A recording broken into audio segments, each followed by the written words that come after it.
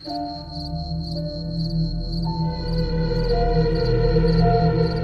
আমার বাইক নিয়ে একাই বাড়ি ফিরছিলাম।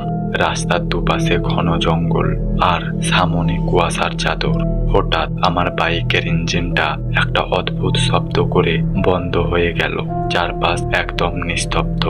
আমি যখন বাইকটা সারানোর চেষ্টা করছিলাম তখন দেখলাম রাস্তার কিছুটা দূরে সাদা পোশাক পরা একজন মানুষ কুয়াশার মধ্যে দিয়ে হেঁটে আসছে। আমি ভাবলাম সাহায্য পাবো, তাই হাত নাড়িয়ে ডাকলাম, দাদা একটু শুনবেন। লোকটা আমার খুব কাছে চলে এলো, কিন্তু তার কোনো মুখ নেই। চামড়ার জায়গায় শুধু মসৃণ মাংস। সে হাত বাড়িয়ে আমার বাইকের হ্যান্ডেলটা ধরল। তার স্পর্শে আমার মনে হলো হাতটা বরফের ভেতরে ঢুকে গেছে।